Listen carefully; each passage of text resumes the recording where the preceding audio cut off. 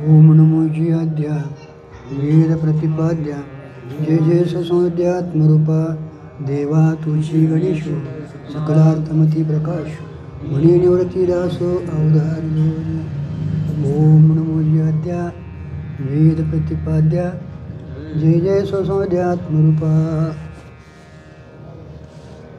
आपल्याची सेवा आहे. अष्टमी या निमित्तानं 7 दिवसाचा सप्ताह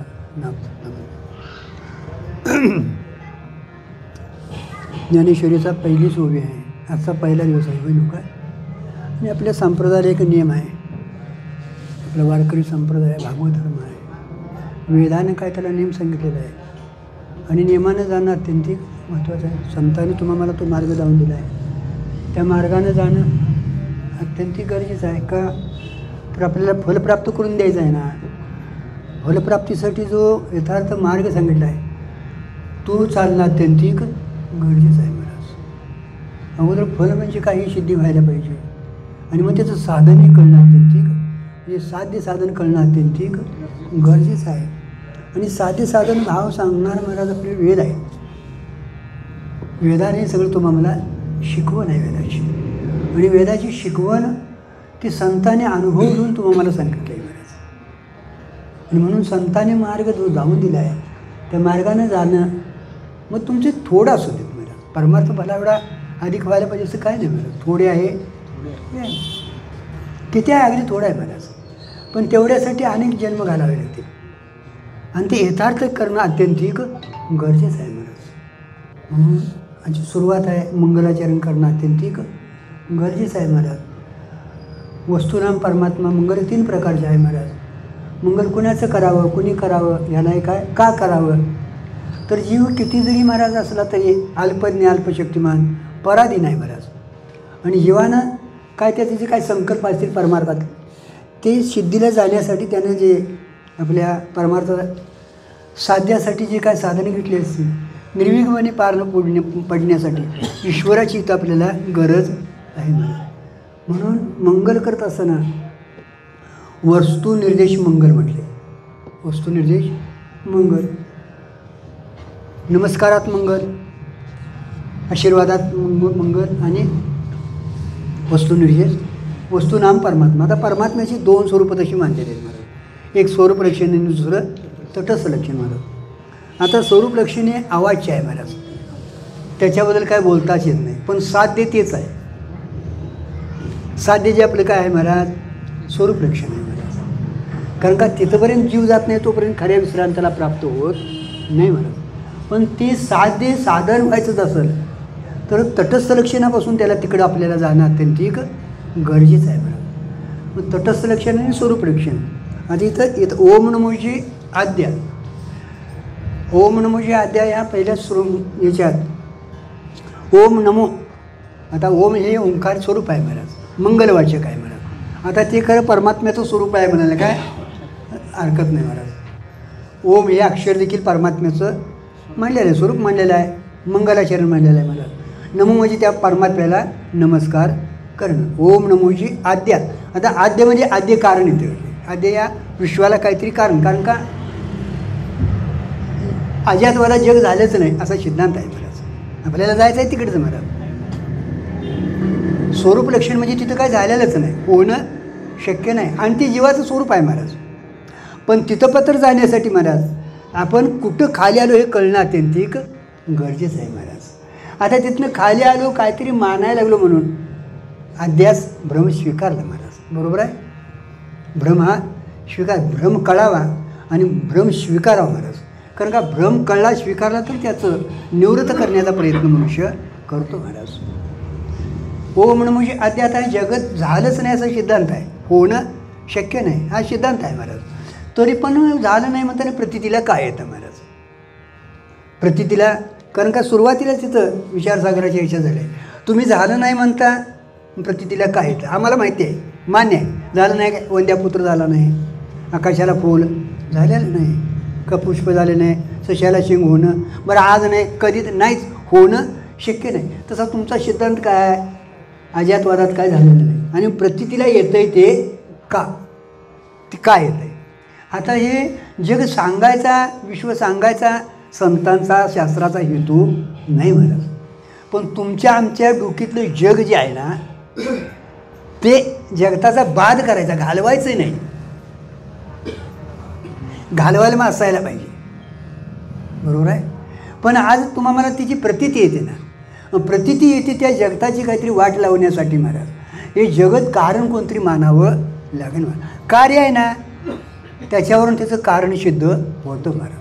मग कार्यकारणाचा इथं विचार अत्यंत महत्त्वाचा केलेला आहे कोणी शास्त्रकाराने महाराज, बरोबर आहे. कारण का कोणी प्रधान कारण मानलेलं आहे जगताला, कारण सांख्य प्रधानवादी आहेत महाराज. कोणी परमाणू कारण मानलेलं आहे, कोणी जीवानंच जगत केलेलं असं, कोणी स्वभावानं जग झाले असं मानलेलं आहे.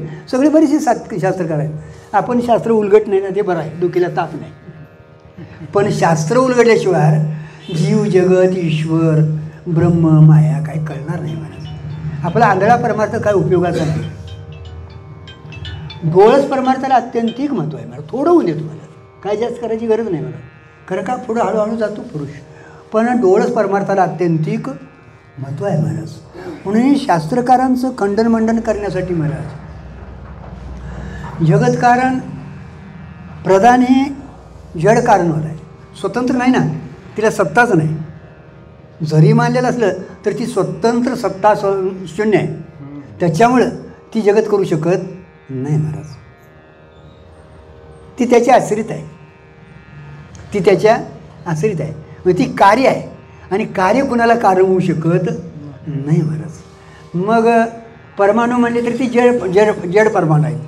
त्यांच्या अनेक परमाणूंचं एका जागी झालं की ते जग तयार होतं, सुट्टे झाले की विलीन होतं, म्हणजे जगाचा नाश होतो किंवा प्रलयकाल होतो असं मानलेलं आहे महाराज. आता जी जड परमाणू न्याय वैशेषिक यांचा आहे आणि जड पदार्थ एके ठिकाणी करण्यासाठी कोणतरी चेतन पाहिजे ना, म्हणजे तोही वाद खंडित आहे. जीव स्वतंत्र पराधीन आहे, अल्पज्ञ आहे, अल्पशक्तिमान आहे, तो एवढं जगत करू शकत नाही मला.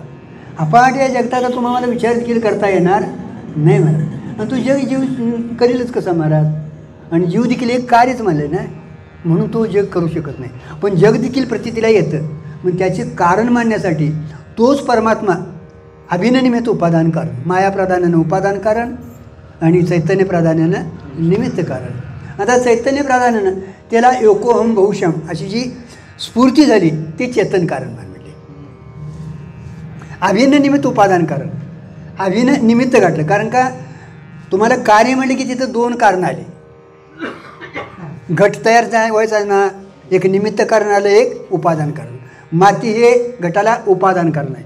उपादान त्यालाच म्हणायचा ज्याचा कार्यात प्रवेश असतो, ज्याच्यावरून कार्य स्थिर राहू शकत नाही, त्याला काय म्हटले उपादान कारण. निमित्त कारण कार्य झाले की असलं नसलं तरी चालतंय. दंड चक्र कुलाल हे निमित्त कारण आहे, असली नसली तरी घटाचं काही बिघडत नाही. पण माया उपादान कारण जे आहे ती मात्र असावी तरच घट स्थिर होतो. म्हणून माया प्राधान्यानं उपादान कारण म्हटले. उपादान कारण नुसतं निमित्त कारण मानलं असतं तर परमात्म्याची या जगतात व्याप्ती सिद्ध झाली नसती महाराज.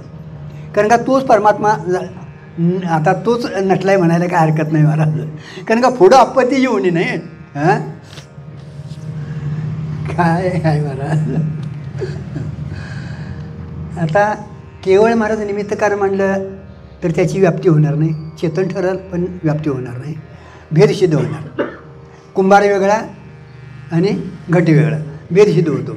आणि केवळ उपादान कारण मानावं, हां कार्य होत नाही ना. चेतनाशिवाय कार्य होऊ शकत नाही महाराज. व्याप्ती सिद्ध होईल हो, पण महाराज भेद तरी सिद्ध होणार पण कार्य होत नाही. कारण का जडाकारण कार्य होत नाही, ते विकारी ठरलं महाराज. म्हणून अभिननिमित्त उपादान कारण परमात्माचे या माया विशिष्ट परमात्मा. आता तो तरी वेगळा आहे काय महाराज.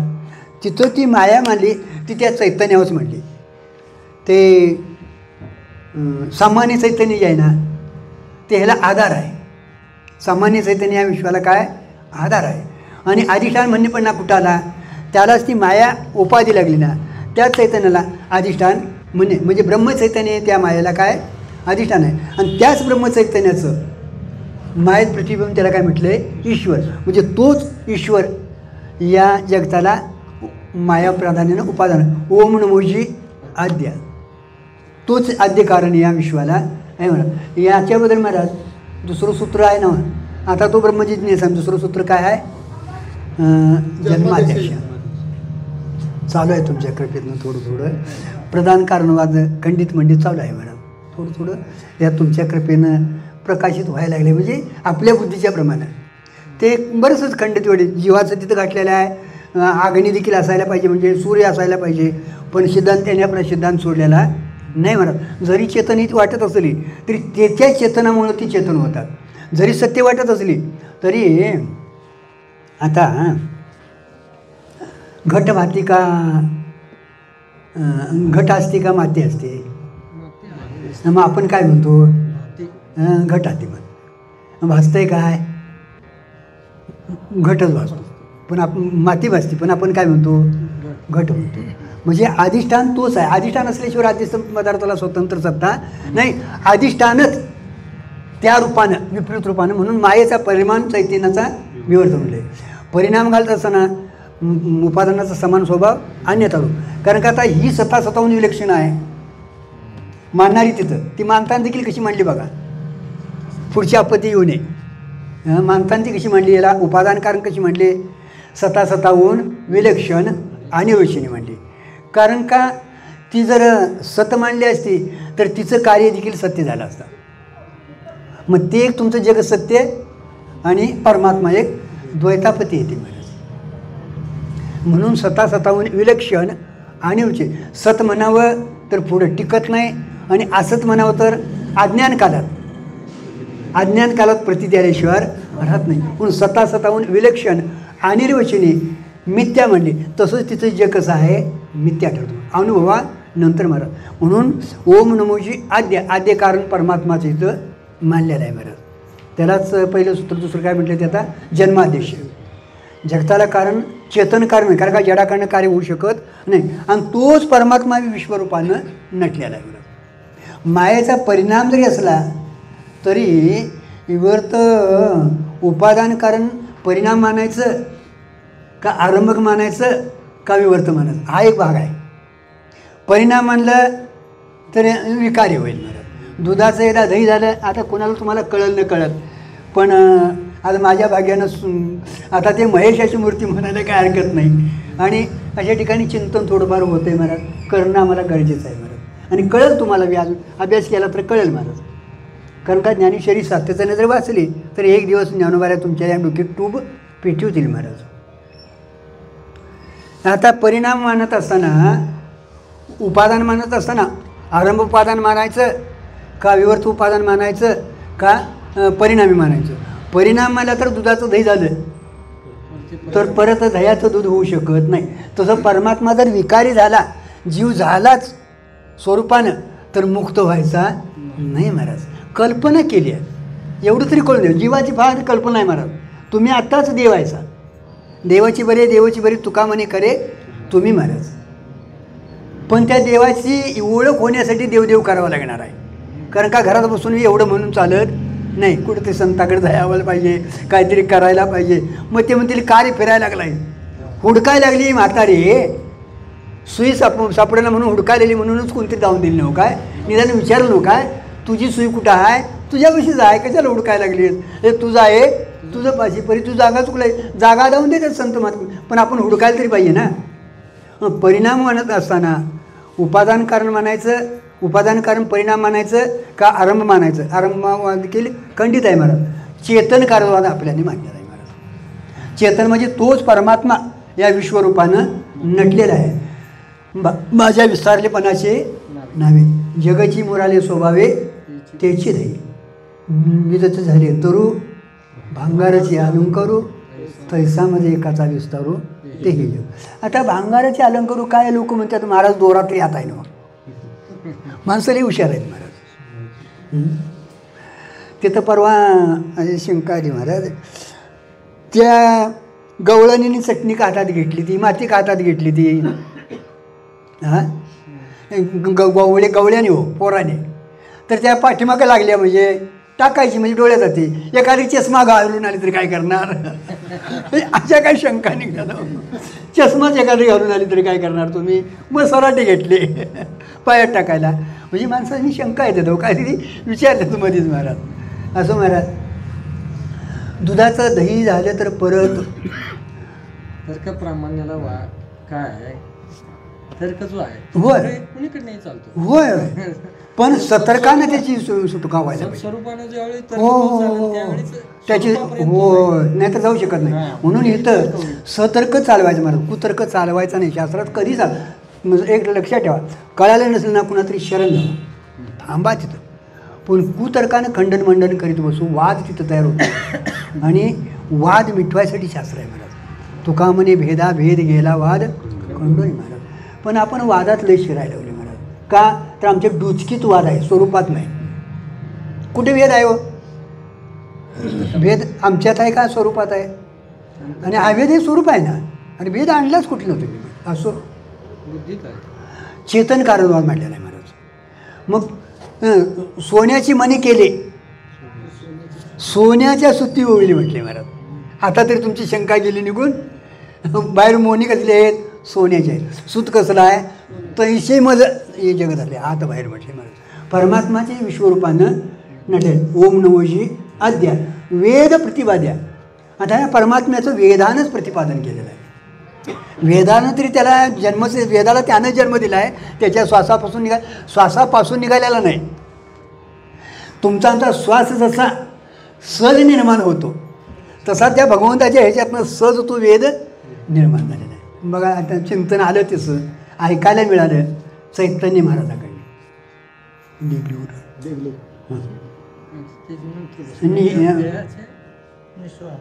निश्वास आहे. हां बरोबर आहे ना काय. म्हणजे प्रयत्न न करता सहज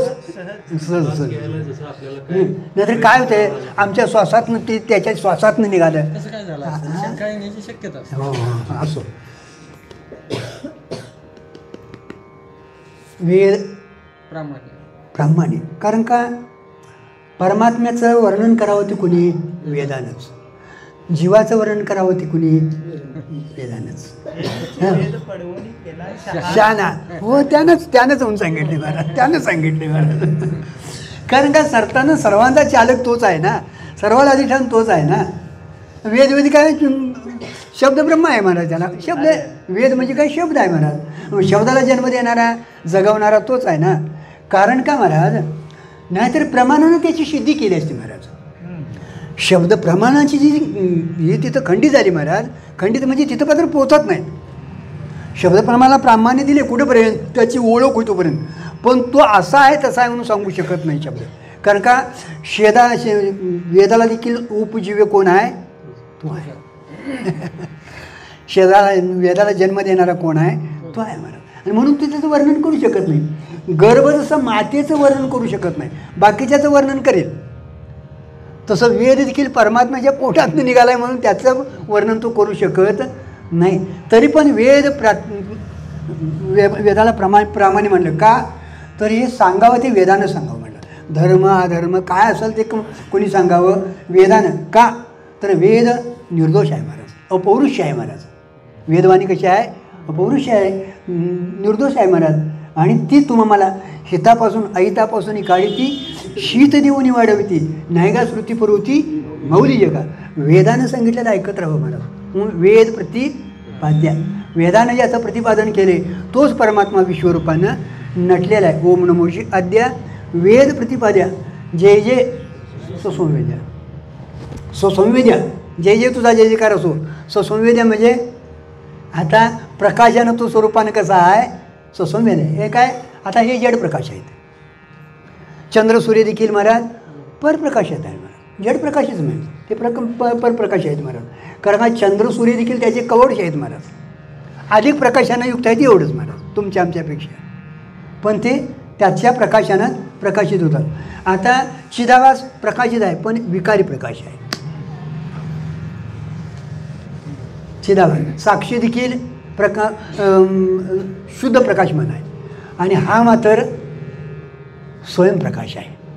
सर्वांचं प्रकाशन करतो पण याच्या प्रकाशनासाठी दुसरी कोणाची गरज नाही. ओम नमो जाद्या वेद प्रतिपाद्या जय जय स्वसौम्य द्या.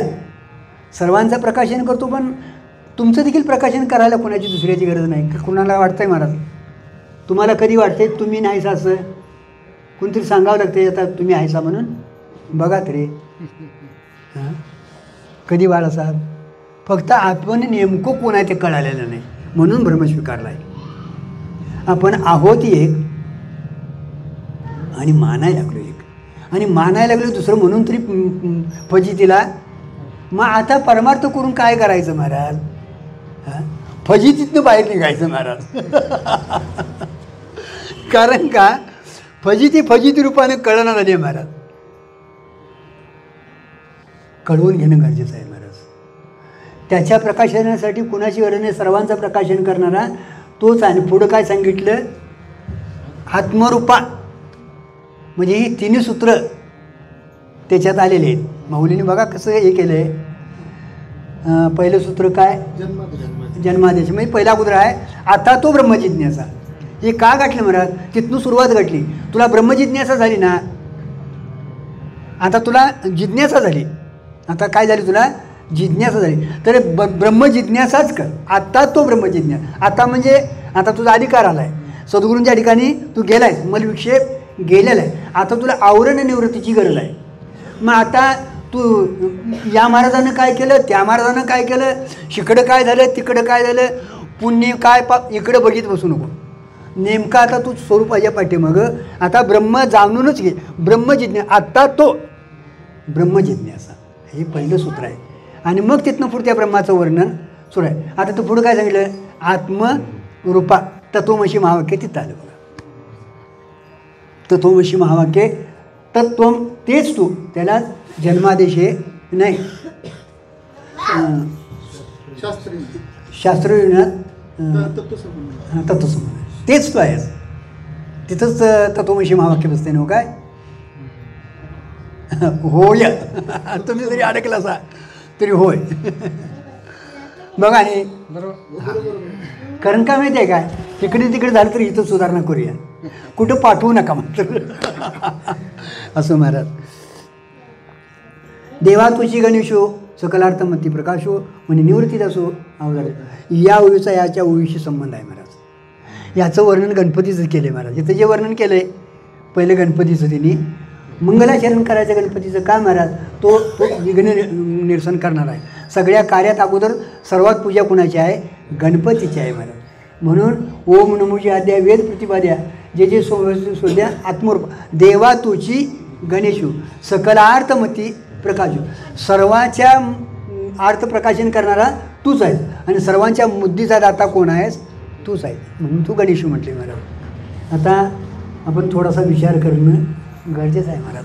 ओम नमोजी आद्या वेद प्रतिपाद्या जय जय सोद्या आत्मरूपा देवा तुची गणेशू असं जरी असलं तरी महाराज आपल्याला कुठंतरी विचार करणं अत्यंतिक गरजेचं आहे. मी नेमकं कोण आहे महाराज?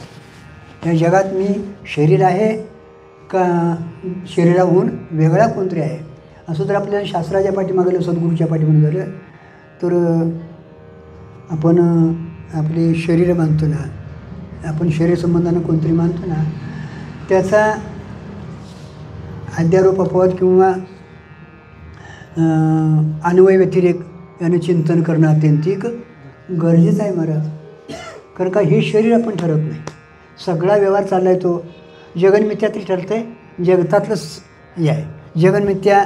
ब्रह्मसत्य जो ब्रह्म हा आपला सिद्धांत आहे. मिथ्या दिसणारं जगत मिथ्या का महाराज? भ्रमानं अविद्येनं भासतोय. अविद्येचं कार्य आहे म्हणून, अविद्येचं कार्य आहे म्हणून.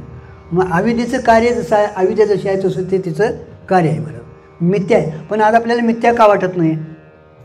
तर आपल्याकडे विवेकाची जागृती नाही महाराज.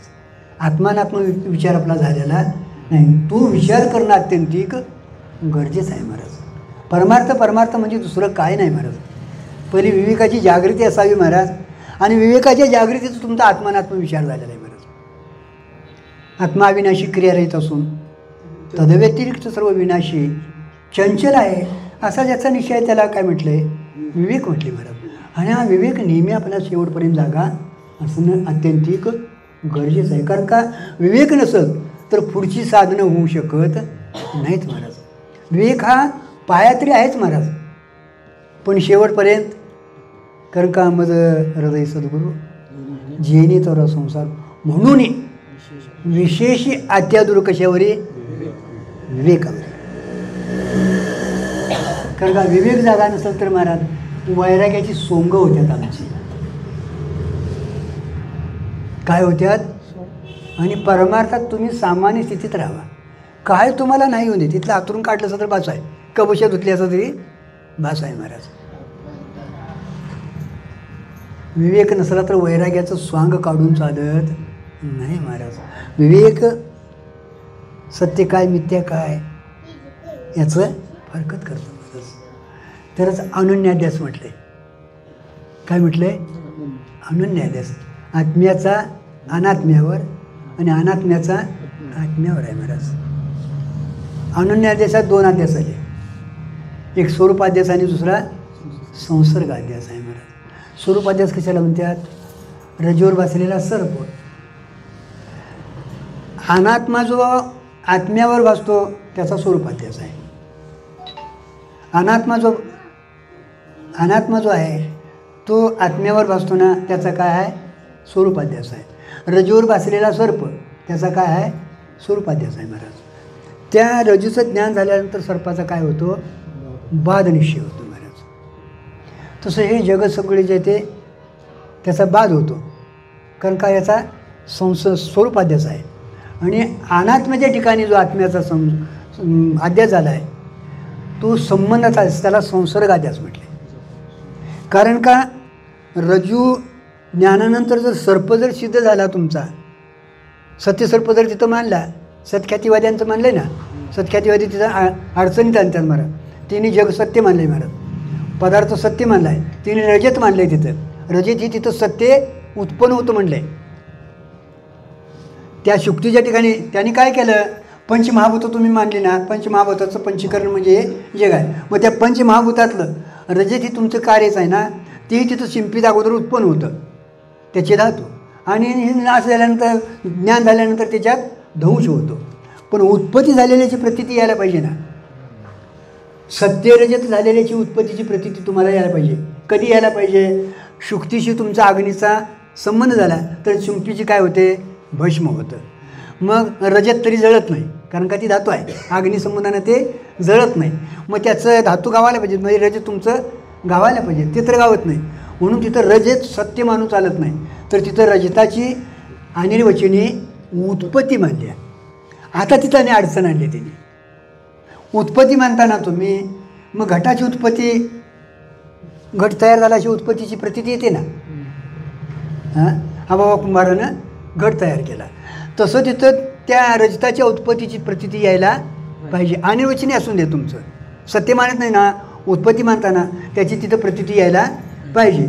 आणि नाशाची प्रतीती यायला पाहिजे. नाशाची प्रतीती येत नाही, तर तिथंही तिने सुंदर चिंतन दिलं आहे महाराज. त्याची जी पूर्वीची प्रागसिद्धता आहे ती कुणाची आहे? रजताची आहे का शिंपीची आहे? लक्षात ठेवा, बारकाईचं चिंतन आहे. प्रागसिद्धता ती शिंपीची आहे ना, ती त्याला उत्पत्तीला प्रतिबंध करते. आणि पूर्वीचं आहे असं वाटतं आपल्याला. पूर्वीचं काय आहे? शिंप आहे. सादृश्य दोष आहे तिथं, तो प्रश्न वेगळा आहे. अध्यासाला काय तिथला सादृश्य बंधनकार नाही, तुमच्या डोळ्याला तिमीर झालेलं नाही, काय नाही, तिथं सादृश्याचा दोष आहे. पण शिंप पूर्वीची असल्यामुळं रजत पूर्वीच आहे असं आपल्याला वाटतं. ती उत्पत्तीला प्रतिबंध करते. प्रागसिद्धता जी आहे ती उत्पत्तीला प्रतिबंध करते. आणि नाशाला काय प्रतिबंध करतं? तर आद्यस पदार्थ अधिष्ठान रूप असतो, तो कसा विशेष रूपानं स्वतंत्र तयार झालेला नाही, तसा तो. म्हणून त्याचे काय तुम्हाला नाशाची देखील प्रतीती येत नाही, कारण का आद्यस पदार्थ अधिष्ठान रूप. ज्ञान झालं की रजत नाही, शिंपी आहे, अत्यंत अभाव त्याचा सिद्ध होतो महाराज. इथं तुमची सत्ख्याती उडवून लावली महाराज. मग आता पुढं संसर्गाध्यास मानणं गरजेचं आहे ना. तुमचं ज्ञान झाल्यानंतर रज्जूचा अभाव होतो, रज्जूची प्रतीती येत नाही. ज्ञान झाल्यानंतर जगताची प्रतीती येते ना, त्याची वाट काय लावायची महाराज? शीतकरी शंका आहे महाराज. ज्ञान अधिष्ठानाचं ज्ञान झाल्यानंतर सर्पाचा बाध होतो आम्हाला मान्य आहे, पण तुमचं ब्रह्मज्ञान झाल्यानंतर जगताची प्रतीती येऊ नये. जगताची प्रतीती तरी काय येते महाराज? त्याचं त्या कारण महाराज आहे, जगतावर किंवा अनात्म्यावर आत्म्याचा संसर्ग आल्याचा आहे. म्हणजे त्याच्या ह्याचा सत्यतेचा तिथं अभ्यास आहे. सत्य कोण आहे? परमात्मा आहे. काच खाली वर आहे, खाली काय आहे? फूल ठेवलेलं आहे. फुलाची काचेत काय येते? तांबडीपणाची प्रतीत येते. आता सत्य काय आहे त्याच्यातलं? फूल आहे. त्या सत्यतेची फुलाच्या तांबडीपणाची काचेत काय येते? प्रतीत येते महाराज. तसं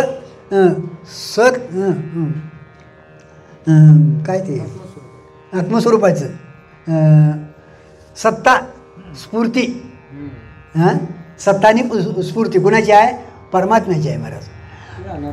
ती अनात्म्याच्या ठिकाणी त्याचा अनिर्वचनीय संबंध उत्पन्न होतो. हे गरजेचं आहे महाराज. कारण का रज्जूचं ज्ञान झाल्यानंतर हे पदार्थ मिथ्या ठरतात. सर्प मिथ्या ठरतो. तसं जगता आत्म्याचं ज्ञान झालं ना, पदार्थ काय होत्यात? मिथ्या ठरतात. म्हणजे बाद होतो.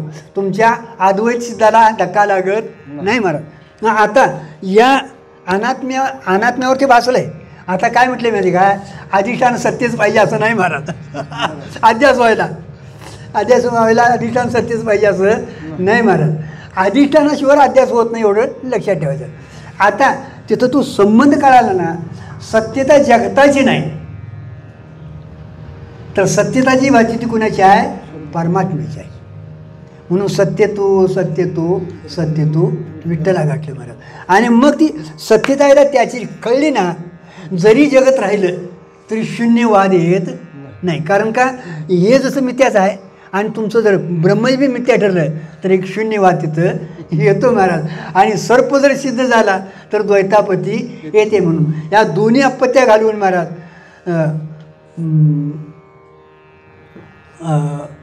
वास्तव कल्पित भेद आणि वास्तव अभेद त्यातच जीवनमुक्ती सिद्ध केली महाराज. कारण का जीवनमुक्ताचा जोपर्यंत प्रारब्ध आहे तोपर्यंत त्याचा देह असणार आहे, आणि देह आहे तोपर्यंत त्याचा व्यवहार होणार आहे, त्याची प्रतीती येणार आहे. पण प्रतीती जरी आली तरी आता तो पदार्थ सत्यरूपानं नाही महाराज. तोच पदार्थ त्यालाच विवर्त म्हटले. मायेचा परिणाम, चैतन्याचा विवर्त. परिणाम सांगत असताना उपादानाचा समान स्वभाव अन्यथा रूप. आता उपादान करून कोण आहे? माया आहे.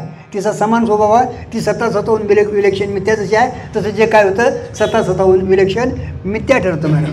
आता इकडं विवर्त सांगत असताना अधिष्ठानाचा विपरीत स्वभाव अन्यथा रूप. अधिष्ठानाचा विपरीत स्वभाव अन्यथा रूप. आता स्थानोवर बसलेला पुरुष महाराज. आता स्थाणू हा व्यावहारिक सत्तेतला आहे आणि पुरुष बसलेला प्रातिभाषिक सत्तेतला आहे. तिथं विपरीत स्वभाव म्हणजे स्थाणू व्यावहारिक सत्तेतला झाला आणि पुरुष हा प्रातिभाषिक झाला.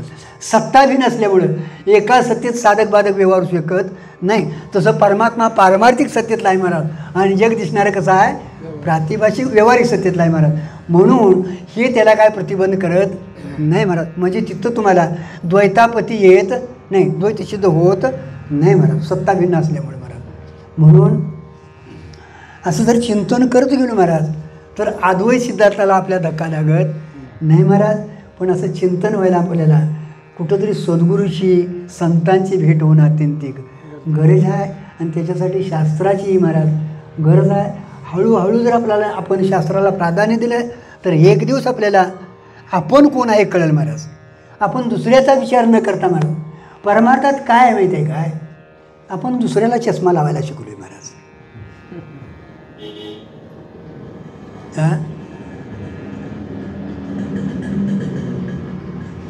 पण आपल्या ठिकाणी जे दोष आहेत ते कळत नाहीत महाराज.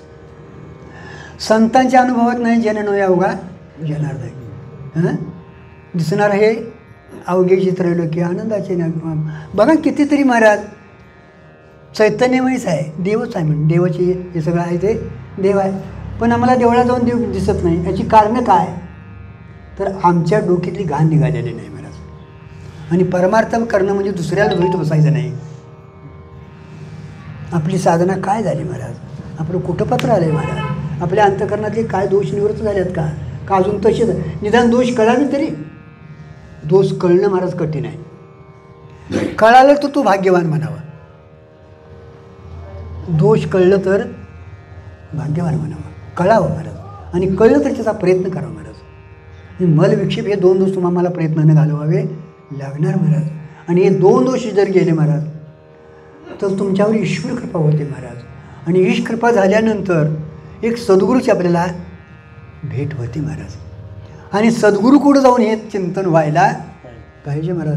त्याच्या सान्निध्यात होऊन जर आपल्याला चिंतन झालं तर नेमकं मी कोण आहे याचा तुम्हाला विचार होईल महाराज. ज्ञानोबा ते सातत्याने म्हणतात मी कोण हा करावा विचार म्हणे ज्ञानेश्वर निवृत्तीचा महाराज. कारण का मी हा देह नाही, हा देह आलेला आहे, हा देह एक दिवस जाणार आहे. याचा स्वभाव नाश आहे. याचा काय आहे? स्वभाव नाश आहे. याच्या आत एक देह आहे महाराज. तो काय आहे? सूक्ष्म देह आहे महाराज. पंचज्ञानेंद्रिय, पंचकर्मेंद्रिय, अंतकरण, पंचज्ञाने, पंचप्राण, 16चा संगत आहे. ते पाप निघून जाणं येणार आहे महाराज. त्याचा आश्रय नाश आहे. बरोबर आहे ना. आणि या दोन्हीला कारण असणारं कारण शरीर अज्ञान, त्याचा परता नाश आहे महाराज. त्याचा काय आहे? परता नाश.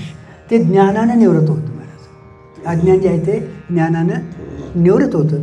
अज्ञान निवृत्त झालं ना त्याचा आश्रय असणारं जे अज्ञान निवृत्त झालं की सूक्ष्म शरीराचा काय होतो? बाध निश्चय होतो महाराज. काय होतं? पडून गेली या भिंती चित्राची माहिती म्हटली महाराज. अंतःकरण एकदा तुमचं बाधित झालं ना की मग आता ते संचित जळून जातं. बीजभाजूने केले नाही ते ज्ञानानं, ज्ञानाग्नीनं जर अहंकाराचं बीज जळून गेलं किंवा अज्ञानाचं बीज जळून गेलं तर पुढे संचित त्याच्याबरोबर काय होतं? बाधित होतं महाराज. जळून जातं. पुढचा व्यवहार होतो आपला. व्यवहार होतो पण देहावरलं तादात्म्य निघून गेलेलं असतं. अहम आणि मम हे निघून गेलेलं असतं महाराज. या शरीराचा संबंध सुटलेला असतो. याचा आणि माझा काय संबंध नाही महाराज. तुमच्या आमच्यासारखाच ज्ञानीपुरुषांचाही व्यवहार होतो महाराज.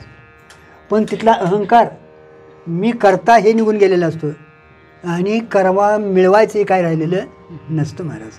काय 2 अंश आपल्याकडे आहेत महाराज. प्रयत्न का चालू आहे महाराज? एक अज्ञान निवृत्तीचं, दुःख निवृत्तीसाठी आणि सुख प्राप्तीसाठी महाराज. मग ज्ञान झाल्यानंतर काय होतं आहे महाराज? सुख हे आपलं स्वरूपच आहे, नित्य आहे, मिळवायची काय गरज नाही. आणि त्याच्या ठिकाणी सूर्याच्या ठिकाणी जसा अंधकाराचा अभावच आहे तसा स्वरूपाच्या ठिकाणी दुःखाचा अभाव आहे महाराज. कधी होतं हे? ज्ञान झाल्या आणि म्हणून त्याला कर्तव्य अभाव स्थिती म्हटले, नैष्कर्म्य स्थिती म्हटली महाराज. आणि मग त्याची आता तिथनं पुढची क्रिया होती महाराज, ती ईश्वर सत्तेतनं होत असते महाराज. वर्तत दिसती देही देही ना माझ्या ठाई मी हे समग्रे तयार. किंवा स्वस्वरूपी उठला दृश्यशी द्रष्टातला तो नेहमी काय हटला इंद्रिय. असा तो जीवनमुक्त विलक्षण आनंद भोगत असतो महाराज. आणि जीवनमुक्ती हे तुमचं आमचं काय आहे? साध्य आहे महाराज. इथं प्रयत्न आहे महाराज. इथं काय आहे? प्रयत्न आहे महाराज. म्हणून सद्गुरूची शरणागती करणं, शास्त्राची शरणागती करणं, ईश्वराची शरणागती करणं आणि अंतःकरणाची कृपा संपादन करणं हे आपलं काय आहे? कर्तव्य आहे महाराज. प्रयत्न आहे महाराज. परमार्थात महाराज तुम्ही प्रारब्धावर लावू नका महाराज. नाही आमच्या नशिबात असतं तर महाराज, आमच्या नशिबात असतं तर तिकडं प्रयत्न करतात. कुठं? संसाराकडे महाराज. आणि इकडं मिळालं तर आलं तर बघूया म्हणतात. नाही चालत महाराज. कारण का मनुष्य जन्म कशासाठी आहे? अहो तेवढ्यासाठीच आहे महाराज. मानव जन्म देखील आहे. कारण का परवा आपल्या त्या सूत्रालाच आले बघा, मनुष्यासाठी शास्त्र आहे म्हणून सांगितलं. शास्त्र जे दिलेलं आहे ना ते केवळ मनुष्यासाठी आहे महाराज. हां वेद त्रयीच्या पाना हो नये लागून हो मनुष्य वाचून विधान हां ते दिले तिथं प्रमाण आलेलं आहे महाराज. ते प्रमाण परवाच्या यायला आपल्याला आलेलं आहे. कारण का वेद हा तिन्ही पानानं, कारण का त्रिकांडात्मक का तरी वेद झाला नाव सांगा. अहो 3 दोष आहेत म्हणून. दोष किती आहेत? 3 आहेत महाराज, म्हणून तरी त्रिकांडात्मक झाला. 4थं काय कांड करता येत नव्हतं काय महाराज? काय गरज आहे नाव सांगा महाराज. भागतं ना तेवढंच महाराज. मलदोष आहे, विक्षेप दोष आहे आणि आवरण दोष आहे. पहिला दोष झाला म्हणून दोष मागणी केल्यात, मग हे आपण केल्यात महाराज. आता दोष तरी कोणी निर्माण केले महाराज? आपणच केले. म्हणून निर्माण घालवायचं कोण महाराज? म्हणून परमार्थात प्रयत्न करणं अत्यंतिक गरजे, त्याला पुरुषार्थ म्हटले. जीवनमुक्ती प्राप्त करून घेणं हे आपला खरा पुरुषार्थ आहे महाराज. आणि तिथनं पुढे जो संतांचा व्यवहार होतो महाराज, तो बाधित अनुवृत्तीनं झाल्यामुळं ती क्रियाक्रियमान घडत नाही. आलेल्या प्रारब्ध भोगून संपवतो महाराज. आणि देह पडल्यानंतर कैवल्य स्वरूपाला तो प्राप्त होतो. ओम नमोजी आद्या वेद प्रतिपाद्या जे जे सुसोद्या आत्मरूपा देवा तुची गणेशू सकलार्थमती प्रकाशू मनी निवृत्ती दासू कुंडलिका वरदारी विठ्ठल.